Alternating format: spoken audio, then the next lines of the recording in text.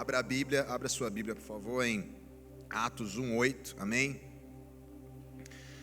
Nós vamos compartilhar hoje sobre a necessidade do poder de Deus. Esses dias o Espírito Santo ministrou muito ao meu coração em relação a esse tema. Eu acredito que o que Deus tem para nós é que nós sejamos uma igreja cheia da palavra e cheia do Espírito, amém? Cheia do poder de Deus. Atos 1:8, vou ler 2 versículos na verdade. Primeiro, Atos 1:8 diz assim, deixa eu ler aqui, deu para projetar? Mas recebereis poder. Repita assim comigo, poder. Fala para a pessoa do seu lado assim, poder. Aleluia. Poder, dínamos ou dunamis, dependendo, né, da versão do grego ali. Recebereis dínamos ao descer sobre vocês o Espírito Santo, e sereis minhas testemunhas. Fala comigo assim, testemunhas. A palavra que testemunha, irmãos, é mártir, né? Aquele que morre por uma causa. Só pode morrer por uma causa aquele que recebe um poder sobrenatural. Só pode morrer realmente por Jesus aqueles que uma vez foram cheios desse poder. Jesus diz, vocês vão receber o Espírito Santo para ser minhas testemunhas. Testemunha também não é aquele que ouve, é aquele que vê, amém? Deus não nos chama simplesmente para sermos pregadores também, mas Ele nos chama para ser testemunhas. Porque o pregador, muitas vezes ele pode falar algo que ele ouviu, mas a testemunha ele fala de algo que viu. Então, recebereis poder e vocês vão ser minhas testemunhas, tanto em Jerusalém, toda Judéia e Samaria até os confins da terra. Outro versículo também, abre lá em Daniel 11:32, vou ler junto com vocês aqui também. Aos violadores da aliança, ele com lisonjas perverterá. Mas o povo que conhece o seu Deus se tornará forte e ativo. Repita assim comigo, forte e ativo. Alguém me perguntou se tem poder repetir, é só para você aprender mesmo, para fixar, amém? Glória a Deus. Então, a Bíblia diz que aquele que conhece o seu Deus, aquele que vê, aquele que se torna testemunha, aquele que contempla a glória de Deus, se torna um povo forte. Quem quer ser aqui um povo forte, amém? Tem alguém aqui na igreja Emaús que quer ser um povo forte e ativo?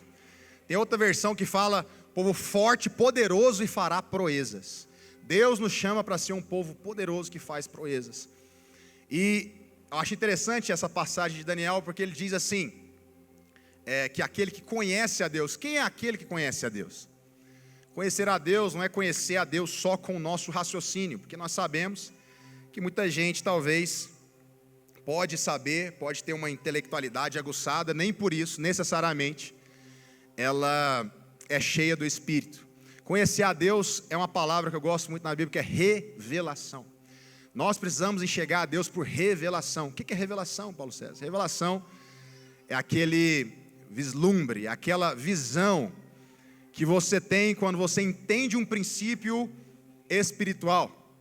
Por exemplo, você a vida inteira ouviu que Jesus chamava, quando você era ímpio, talvez. Eu, graças a Deus, nasci num lar cristão, mas talvez você não teve esse privilégio, não tem problema. Mas você talvez ouviu a vida inteira o Senhor falar que te ama. Mas teve um dia que você teve revelação desse amor. Teve um dia que teus olhos se abriram. Teve um dia que você foi constrangido. Teve um dia que se tornou real para você. Agora, o amor de Deus sempre foi realidade. Mas agora você teve uma revelação. Deus nos chama para ter revelação de quem Ele é. Sabe, aquela revelação que talvez você está aqui no culto e alguém que está aqui em cima pregando, solta uma frase e você, agora eu entendi. Aquela coisa, aquela frase talvez, aquele raciocínio, aquele princípio da palavra de Deus toma forma em você. E agora isso passa a ser parte da sua vida. Isso é revelação. A Bíblia diz que aqueles que têm revelação de Deus, eles se tornam um povo sim, forte e faz grandes proezas. Um exemplo disso na palavra de Deus é Pedro. Teve um dia que Jesus chegou ali, né, para os discípulos e perguntou, o que estão dizendo ao meu respeito? Que dizem o povo ser o Filho do Homem? E aí os discípulos começaram, estão dizendo aí, né, estão tweetando aí, postando no Instagram que você João Batista, talvez, que você é Jeremias reencarnado, que talvez você é Isaías, Moisés, um dos profetas. E aí eu amo a pergunta de Jesus, né? Porque Jesus ele pergunta para te instigar. Toda vez que Jesus pergunta algo na Bíblia, isso é um princípio. Toda vez que Jesus pergunta algo na Bíblia para você, porque a Bíblia não foi escrita só para os discípulos, foi escrita para a gente também, ele tá querendo colocar a mentalidade dele na nossa. Então ele pergunta: e aí, vocês? Né? Tudo bem. E vocês? Quem vocês dizem? Quem vocês dizem que eu sou? E aí Pedro se levanta e faz aquela declaração poderosa: eu sei quem tu és. Tu és o Cristo, o Filho do Deus vivo, aquele que havia de vir ao mundo, o Messias prometido. E aí Jesus vira para Pedro ali e fala: muito bem, Pedro. Tudo bem que daqui a pouco ele vai repreender ele, chamar ele de Satanás.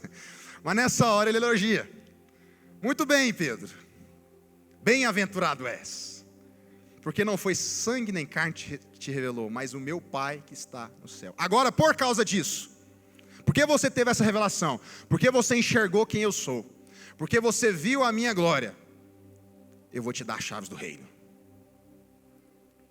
Deus só dá chaves para o reino para aqueles que têm revelação de quem Ele é. Deus só dá arma pesada para quem tem uma grande revelação.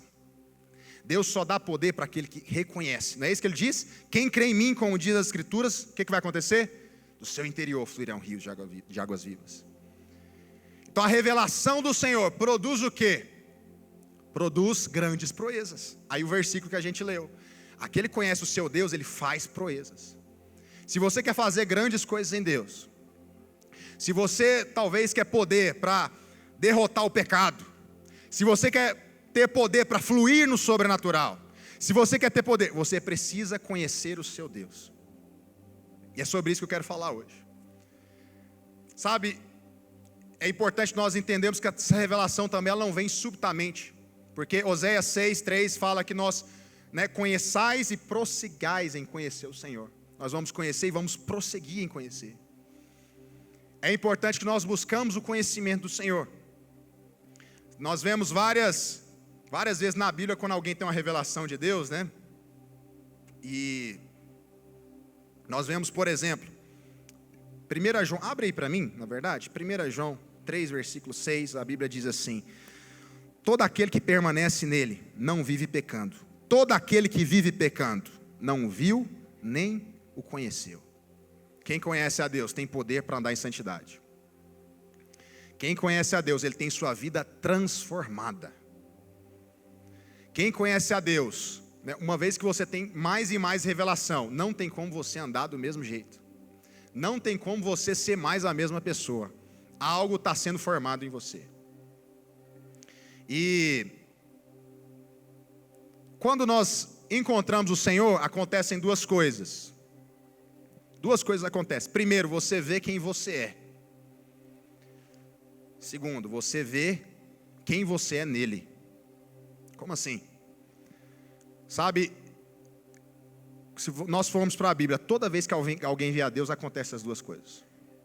A gente vê, por exemplo, a história de Gideão. Gideão estava lá, né? E de repente o anjo do Senhor com A maiúsculo no Velho Testamento sempre é uma referência a uma teofania, ou seja, o Cristo aparecendo no Velho Testamento. A Bíblia diz que o anjo do Senhor apareceu para Gideão. Gideão ficou morrendo de medo. Meu Deus. Em outras palavras, estou lascado, né? Eu vou morrer, porque os meus olhos viram o Senhor. O que Deus fala para Gideão? O que o anjo do Senhor diz? Não temas, seja forte e valente, eu estou contigo. E aí você vai também para Isaías. Lá na palavra de Deus, em Isaías capítulo 6, a Bíblia diz que Isaías vê o trono do Senhor, o Senhor sentado no mais alto sublime trono. O que acontece com Isaías? Ele fala: ai de mim, porque eu sou um homem de lábios impuros, habito no meio de um povo de impuros lábios, e os meus olhos viram a face do Eterno, o Altíssimo. Em outras palavras, eu vou morrer. Você vê também na vida de Pedro. Só que dessa vez é Jesus, Deus encarnado. Eles pescaram a noite inteira, você já deve conhecer a história. E aí Jesus fala: joga do outro lado a rede. Eles jogam. Pedro entende com quem que ele está falando. Então Pedro se ajoelha e fala: Senhor, afasta de mim, porque eu sou pecador. Toda vez que você ver um pouco de Deus, você vai ver o tanto que você não presta. Posso falar, como diz o pastor Vinícius, com muito amor e carinho? Toda vez que você contempla a glória de Deus, você vê o tanto que você é limitado. O tanto que você não pode por você mesmo. Se alguém ainda está cheio de si, cheio de soberba, de arrogância, está faltando ele contemplar mais. Irmão, porque quando você contempla a glória de Deus, não tem como, não tem lugar para soberba. Sabe, aí cai por terra todos os outros pecados, inveja, sabe, comparação, a autocomiseração também, né? Ficar lambendo ferida, cai por terra tudo isso. Porque uma vez que você vê a glória de Deus, não tem como você ficar mais a mesma pessoa. Não tem como você ser mais do mesmo jeito. E esse é o lugar que Deus deseja que nós chegamos. É sobre isso que eu quero falar. Paulo César, você falou que ia falar do poder de Deus. Vou chegar lá. Porque só é possível receber poder uma vez que a gente reconhece a nossa incapacidade. Mas para que Deus, talvez, quer que nós reconheçamos a nossa limitação, incapacidade? Para nos humilhar? Para jogar o dedo na sua cara e falar: você não presta, miserável, é isso mesmo? Não. Na verdade, é só porque esse lugar é o lugar correto para Deus começar a fazer uma obra através de nós. Se nós não chegamos no fim de nós mesmos, a gente vai ser muito limitado na obra de Deus. Se nós não chegamos no fim de nós mesmos, talvez vamos ser até usados em algumas áreas, mas não plenamente como o Senhor quer. A vontade de Deus é que nós cheguemos sim nesse estágio de reconhecer que não somos nada sem Ele, para que agora nós reconheçamos o poder dEle em nós. Amém? E aí Deus não deseja também que você pare nessa primeira etapa.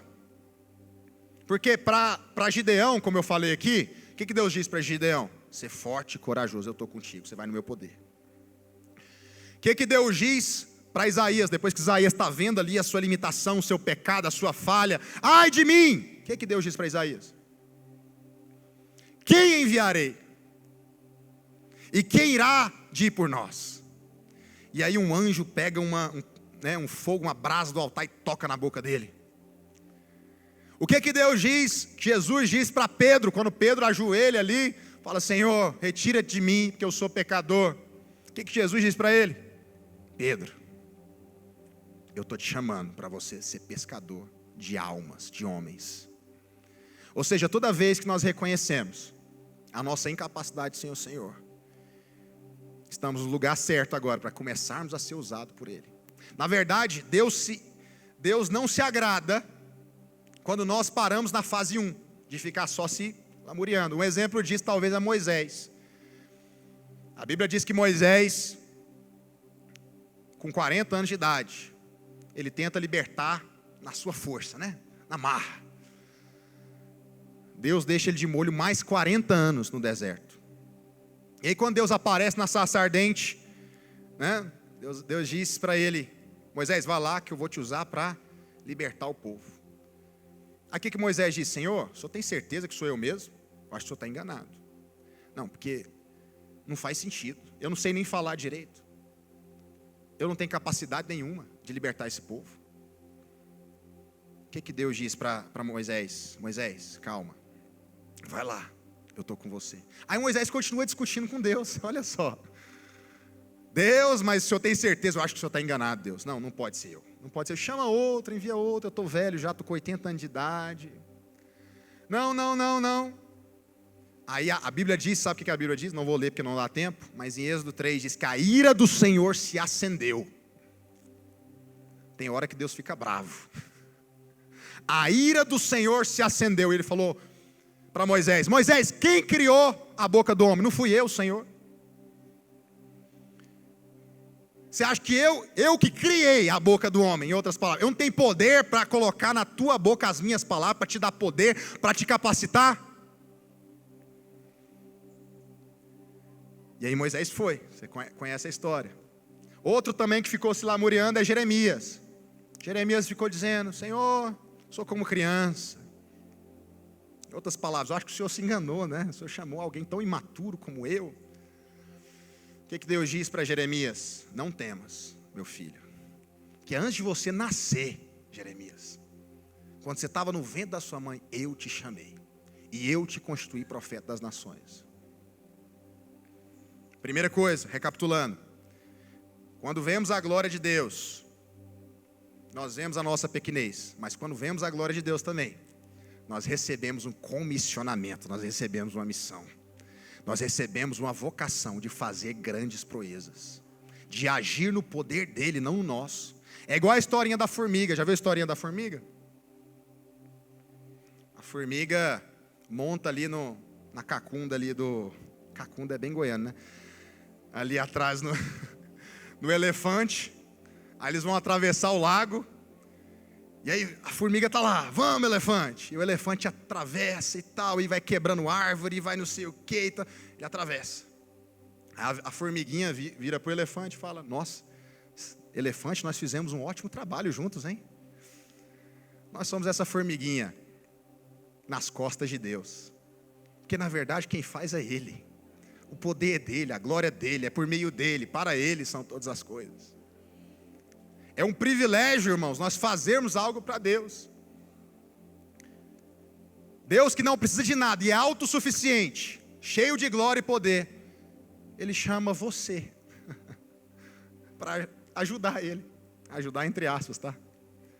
Ele chama você para trabalhar com Ele. Isso não é muita graça? E esses são alguns exemplos que eu dei de como o Senhor, mesmo na nossa limitação, Ele pode nos usar, através da sua força e do seu poder. Por isso que Jesus disse: sem mim nada podeis fazer. Eu ficava perguntando, como assim? A gente pode fazer muita coisa sem Jesus, né? Mas é porque sem Jesus, o muito que a gente faz é nada. Não tem valor espiritual para Deus.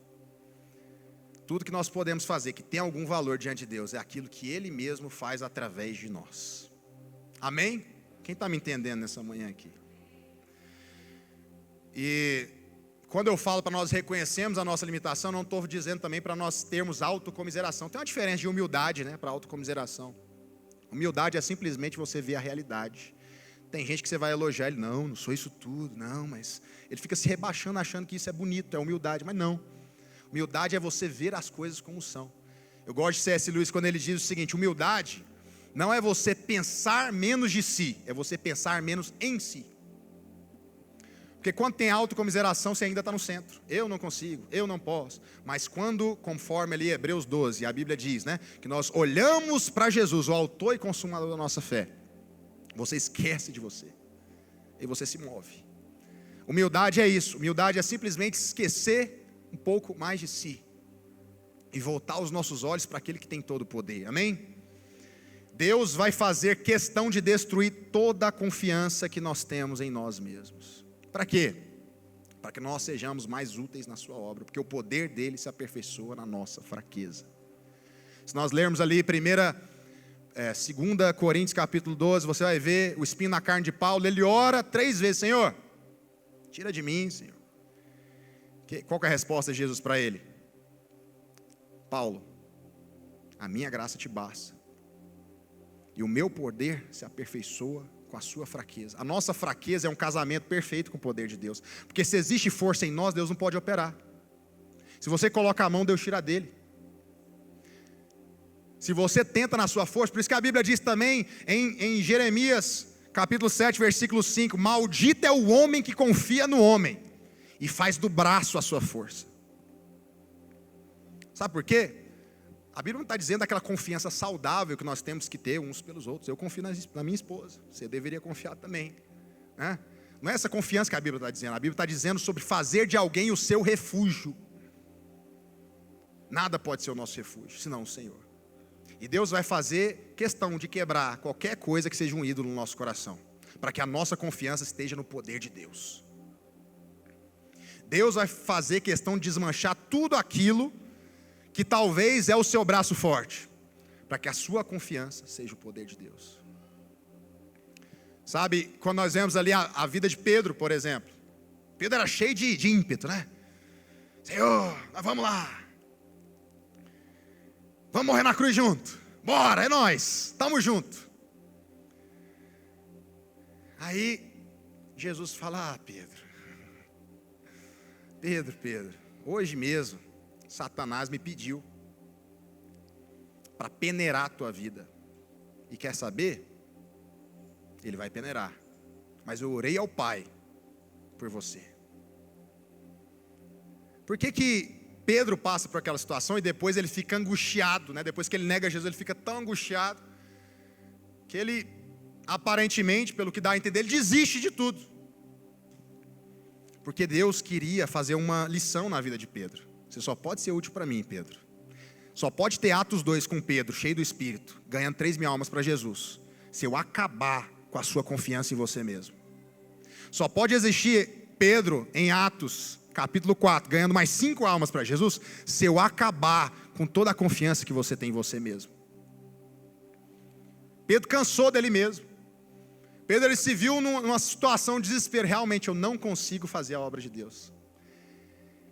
Tem gente que chega nesse ponto, né? Como se fosse uma coisa de outro mundo. Eu não consigo mais.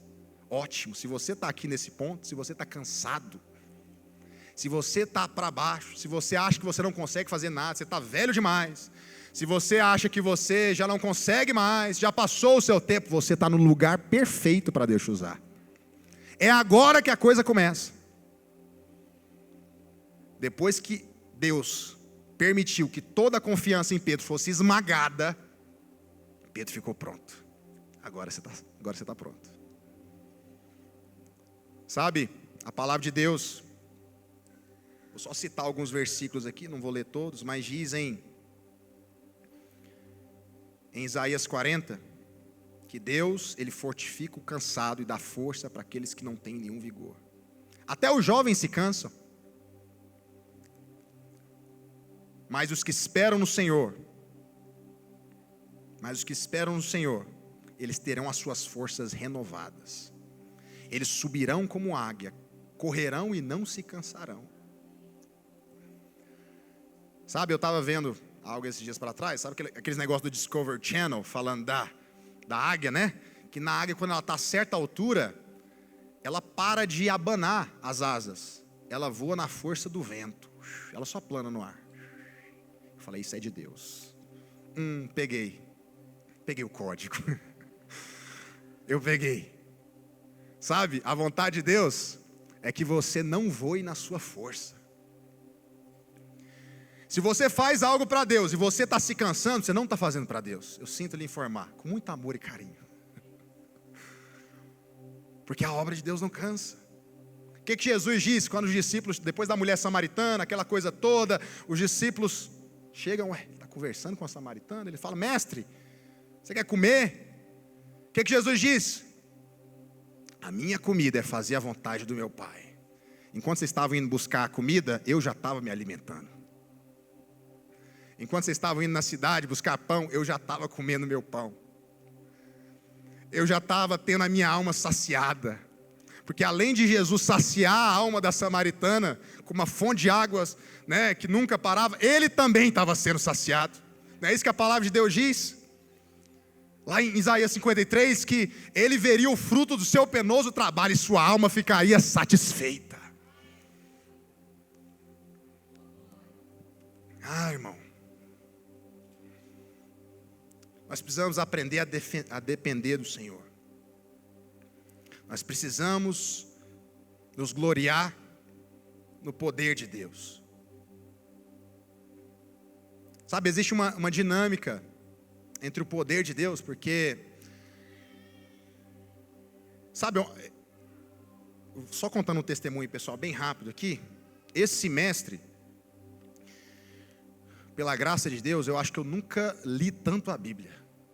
Eu não falo isso para me gloriar, porque eu não sou besta. Só estou dizendo, realmente eu estava com fome. Assim. Eu falei, Deus, esse ano de 2024, eu quero ler a sua palavra como nunca. Eu li o Novo Testamento, li a Bíblia inteira, só o Novo Testamento devo ter lido umas 20 vezes. Eu li livros, comentários bíblicos, eu me alimentei, eu estava com fome. Falei, Senhor, eu quero a sua palavra. E nesses últimos dias o Senhor falou, tudo bem, isso é maravilhoso, busca a minha palavra, mas busca também o meu poder. Sabe qual que é a coisa mais maravilhosa da vida? É você ver um homem cheio da palavra, cheio do poder de Deus. Porque só a palavra, por mais que a palavra de Deus é autoridade, mas só a palavra ela não transforma. Que heresia é essa, Paulo César? Misericórdia. Sim, porque o Espírito Santo tem que abrir os olhos para você enxergar a palavra.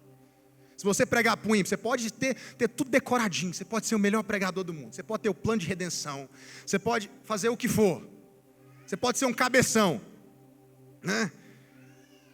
E Deus não salvar aquela pessoa. É necessário que nós dependamos do poder do Espírito.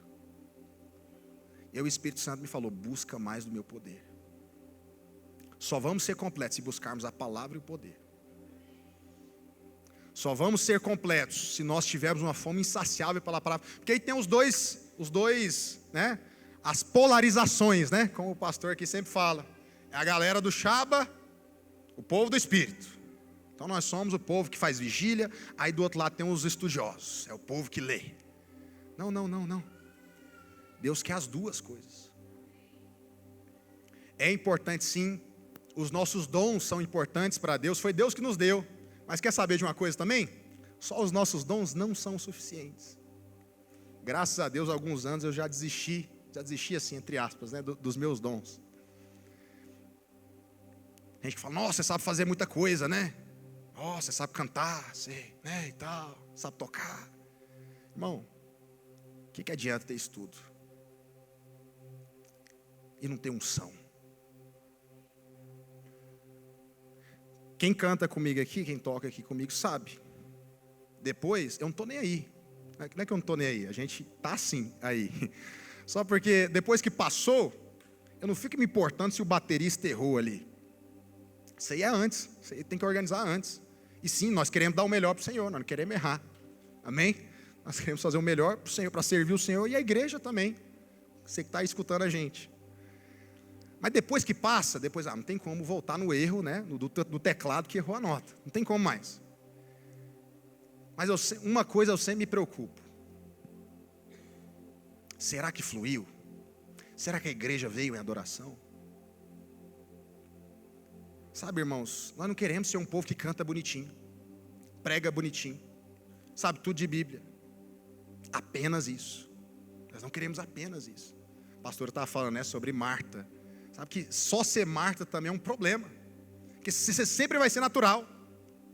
Não, nós queremos a glória de Deus. Nós queremos fluir no poder de Deus. O que adianta? Está tudo arrumadinho, iluminação bonita, LED, maravilhoso. Se não tem a presença. Sabe, o meu intuito aqui nessa manhã é chamar você a atenção para você buscar mais do poder. E o poder é uma coisa interessante, porque um canta, o outro canta. Os dois cantam a mesma música, mas um tem poder e o outro não. Por quê? Um prega, o outro prega a mesma palavra, a mesma coisa, Mateus, os mesmos versículos ele lê, mas um tem vida de Deus, o outro não. Por quê? Um faz GR,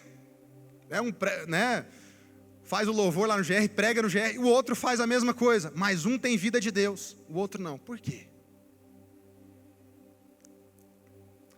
Um dia alguém me perguntou, né? Nossa, que louvor abençoado hoje. O que você faz para ter uns louvores assim? Eu falei, nem te conto. Ixi, nem te conto. É porque a resposta é assim muito misteriosa. Está lá em Mateus 6. Entra no teu quarto, em secreto. Que quando você buscar o teu pai em secreto, ele vai te honrar publicamente. Você tem buscado o poder de Deus? Ah, Paulo César, mas eu não sou ministro, não sou pastor, não prego, não canto, não faço nada. Mas você é um ministro de Deus aonde você está. Você que é empresário, você é um ministro de Deus ali na tua empresa. Você que é funcionário também. Você tem impactado vidas pelo poder de Deus? Sabe, se nós queremos ser um povo que faz grande proeza, nós precisamos reconhecer que precisamos do poder. Quer outra palavra, talvez, né, que está relacionada ali com o poder? Unção. O povo faz até a piadinha, né? Uns são, outros não. Realmente, uns são, outros não. Alguns você percebe que tem unção, outros não. Será que Deus tem os filhos favoritos dele? Será que eu sou mais bonito, né? Apesar de que eu sou bonito, mas será que eu sou mais bonito que o fulano? Não. O princípio é o mesmo. Deus não assina contrato de exclusividade com ninguém. Quem buscar vai ter. Todo que pede recebe. Todo aquele que busca encontra. Todo aquele que vai para o quarto é recompensado publicamente. Todo aquele que se humilha vai ser exaltado. Todo aquele que tem uma atitude de Deus de falar: Deus, eu não tenho, me dá, ele vai ser recompensado. Todo aquele que reconhece que é pobre, cego e nu, Deus vai dar para ele colírio, vestes novas e ouro refinado no fogo. Precisamos buscar o poder de Deus, irmãos. Olha o que a Bíblia diz, só para ter mais alguns versículos para a gente embasar um pouco ainda melhor. 1 Coríntios, capítulo 1. Olha o que a Bíblia diz. Irmãos, considerem a vocação de vocês. Não foram chamados muito sábios segundo a carne. Ou seja, vocês são bem simplesinho, né?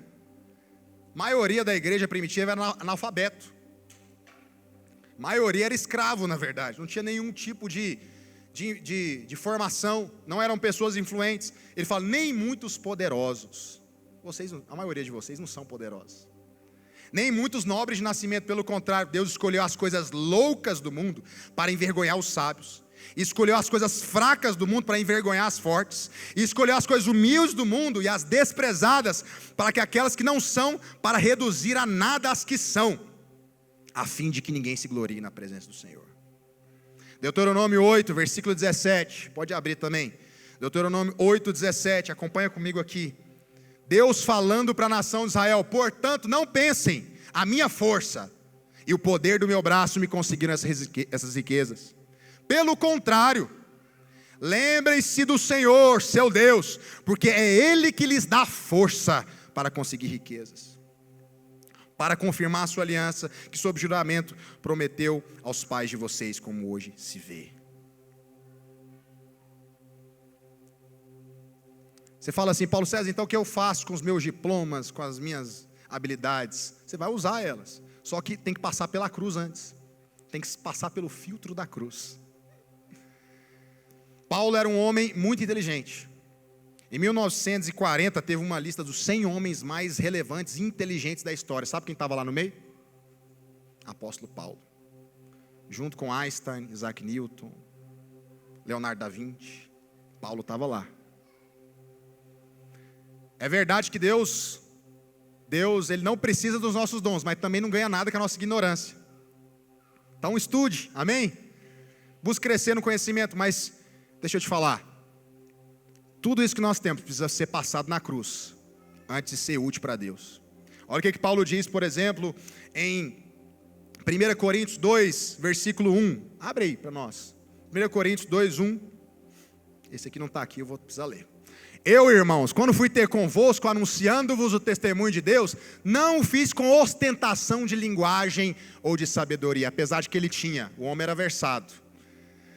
Ele era estudado na cultura judaica, na cultura grega, sabia de filosofia. Talvez Paulo teria feito mestrado se fosse nos dias de hoje. Versículo 2: porque decidi nada saber entre vós, senão Jesus Cristo e a esse crucificado. Versículo 3: e foi em fraqueza e grande tremor que eu estive entre vós.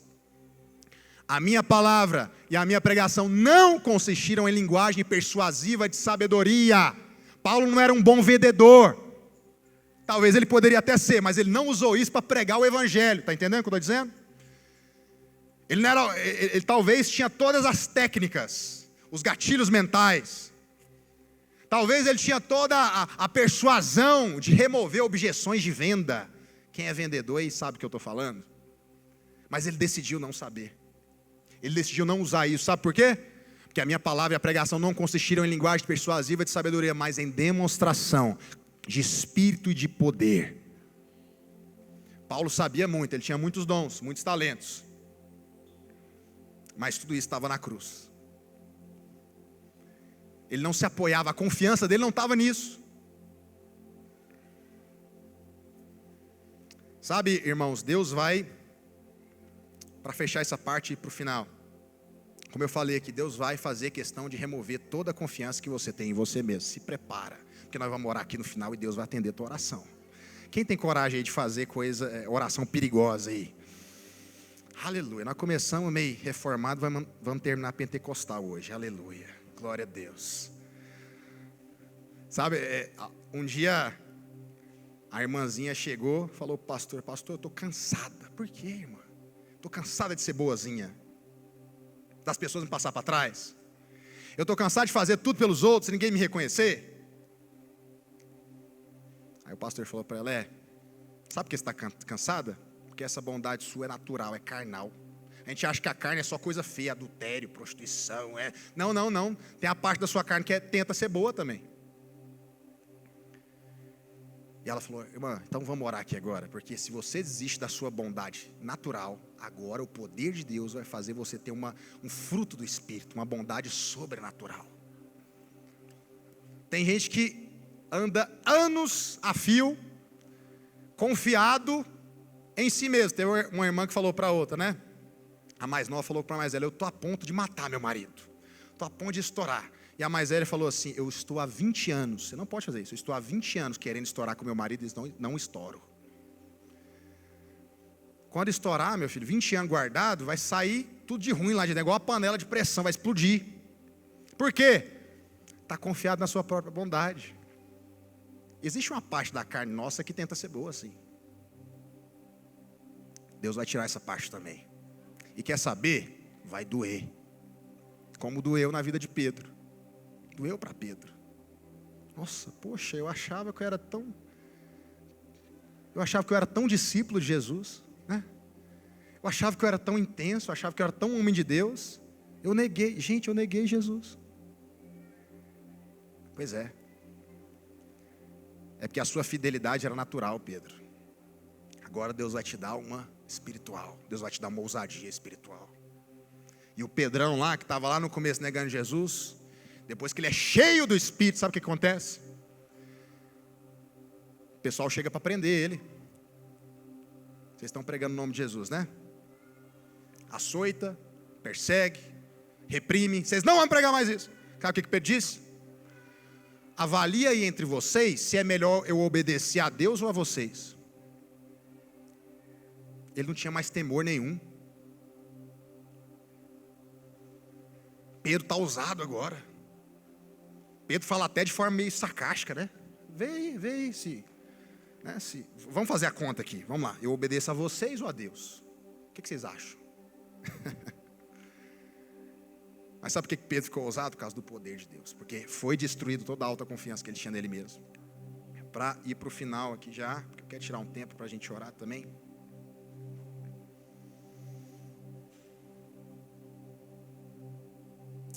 Ainda o último exemplo que eu quero dar sobre isso, né? Os apóstolos de Cristo Jesus, eles andaram 3 anos com Jesus. Eles não fizeram um seminário teológico, eles não estudaram numa sala de aula. Não, eles não foram para a Greenhouse, como tem um pessoal lá, né? Glória a Deus. Não. Eles aprenderam com o verbo da vida. Eles foram ministrados pelo próprio Deus. Não era eu, não era o Paulo César, não era o pastor Vinícius, não era a Érica. Jesus, o Filho de Deus encarnado, estava ensinando, contando parábolas, mostrando como eles deveriam viver o reino, fazendo milagres. João fala que se ele pudesse escrever no livro, né, tudo que Jesus fez não caberiam nos livros do mundo inteiro. Eles viram a glória do unigênito do Pai. Ah, como eu queria estar no lugar deles. Quem queria aqui também? Cheio de graça e de verdade. Um dia nós vamos ver Ele glorificado. Mas eles tiveram esse privilégio. Só eles tiveram. Jesus virou um dia para eles e falou: olha, bem-aventurados são vocês, porque muitos quiseram ver o que vocês estão vendo e não viram. Quiseram ouvir o que vocês estão ouvindo e não ouviram. Ah, como deve ter sido maravilhoso andar com Jesus. 3 anos e meio. Eles puderam, talvez, dormir do lado do Senhor. Sabe? Quem estava ali do lado deles era o próprio Deus. Adonai, Iavé, o YHWH, eu sou o que sou. O impronunciável, né? Porque, não sei se vocês sabem, toda vez que alguém, era errado, né? Pronunciar o nome Iavé. Tanto é que a gente nem sabe se é Iavé mesmo a pronúncia certa, porque se perdeu ao longo dos anos. A gente só tem as consoantes WH, YH, WH. Aí uns falam Iavé, outros falam Jeová, outros falam Javé. São tentativas de falar o nome de Deus no Velho Testamento, que é quando aparece o Senhor com letra maiúscula na sua Bíblia. Não sei se você já viu no Velho Testamento. YHWH. Eles viram a glória do YHWH encarnado, o impronunciável, o maravilhoso conselheiro, Deus forte para a eternidade, príncipe da paz, aquele que foi profetizado lá no Éden, que Deus falou da semente da mulher, vai nascer um que vai esmagar a cabeça da serpente, aquele o descendente de Abraão, porque né, em Gálatas capítulo 3, Paulo fala que foi prometida a Abraão a descendência, não descendentes, mas a descendência, se referindo a Cristo. A descendência de Abraão é Cristo. Por isso que nós que estamos em Cristo somos descendentes de Abraão. Aquele que foi profetizado através de Moisés, em Deuteronômio capítulo 15, Moisés dizendo: vai vir um profeta semelhante a mim, e quem dele não obedecer vai ser exterminado diante do povo. Ele que foi profetizado através de Isaías, Jeremias, Oséias e os outros profetas. Esse estava ali, tete a tete. Aqui igual eu estou olhando para você agora. O filho de Davi. O Deus Todo-Poderoso, Criador do universo. Todas as coisas foram feitas por intermédio dele. Sem ele nada do que foi feito se fez. Ele que sustenta o universo com a palma da sua mão, com a palavra do seu poder. Eles estavam ali andando com Jesus. Talvez eles não tinham nem dimensão, né? Talvez os discípulos às vezes, acho que eles nem entendiam muita coisa. Jesus falava que ia morrer e ressuscitar, eles não entendiam direito. E aí, por que eu estou falando isso tudo, né? Estou dando essa volta inteira. Esse que estava ali, encarnado, o Deus encarnado, ele virou para os discípulos e falou: olha, muito bom andar com vocês. Eu vou para o Pai. E por mais que nós passamos 3 anos e meio juntos, vocês aprenderam sobre o reino. Eu ainda tive um resumão de 40 dias. Jesus, antes de subir, ele teve um resumão, né? Um intensivão de 40 dias, lembrando tudo que ele já tinha falado. Ainda falta uma coisa. Vocês estão cheios da palavra. Vocês viram as profecias se cumprindo através de mim. Vocês viram o que foi feito. Vocês viram os sinais, os milagres, os prodígios, Lázaro ressuscitando. Vocês viram cegos vendo, coxos andando, surdos ouvindo. Mas ainda falta uma coisa. Falta poder. Falta poder. E eu volto lá para o meu começo. Sabe? Precisamos ter o conhecimento, mas precisamos ter o Espírito também. Nós precisamos do poder de Deus. Só o poder de Deus pode te levar a uma vida de obediência à palavra. Você quer obedecer à palavra? Não basta a tua força. Não basta a tua força, você precisa de algo a mais. E a finalização de Jesus é essa. E eu volto para o versículo que eu comecei lendo. Atos 1:8. Mas recebereis poder. Aliás, vamos ler alguns versículos antes. Versículo 6 diz assim, ó: Os discípulos estavam curiosos. Então os que estavam reunidos lhes perguntaram: Senhor, será este o tempo em que restaures o reino de Israel? Ou seja, o Apocalipse está chegando. É agora que a coisa vai pegar. Tem gente que é caçador de anticristo, já viu? Tem crente que gosta. Fulano é o anticristo, agora é o Macron, agora é o Lula, agora é não sei quem. Essa parte você pode cortar aí depois. Então, Jesus, com muito amor e carinho, porque se fosse eu respondendo, eu falava para ele o seguinte: ó, não interessa. Mas Jesus, como ele é um gentleman, ele fala o seguinte, versículo 7: não vos compete conhecer tempos ou épocas que o Pai reservou por sua exclusiva autoridade, mas recebereis poder ao descer sobre vós o Espírito Santo. Ou seja, vocês estão preocupados com Apocalipse. Se preocupa com uma coisa, vai ser cheio do Espírito e pregar o Evangelho. Você está falando que a gente não tem que estudar o Apocalipse? Não, tem. Escatologia de Deus também. Só estou dizendo o seguinte: não precisa ficar ansioso. Jesus está dizendo para os discípulos assim: não fica ansioso, calma. Tem gente que acha que Jesus vai voltar para ele escapar dessa terra ruim. Não. Para Jesus voltar, o Evangelho do Reino tem que ser pregado em todas as nações. E para ser pregado em todas as nações, sabe o que tem que acontecer? Deus tem que te encher do Espírito dele, para você levar a palavra. Lembra do versículo de Daniel? Só poderemos fazer grandes coisas em Deus se nós conhecermos o nosso Deus, nós formos cheios do Espírito Santo. Amém? Quantos querem ser cheios do Espírito Santo? Quantos querem parar de depender da sua própria força aqui, para depender do Senhor a partir de hoje? Eu quero hoje te incentivar a ter uma vida de oração. Busque pelo poder de Deus. Charles Finney falava isso: toda vez que eu estou desanimando, toda vez que eu acho que eu estou que está acabando a bateria, eu vou lá no meu quarto, eu me recarrego.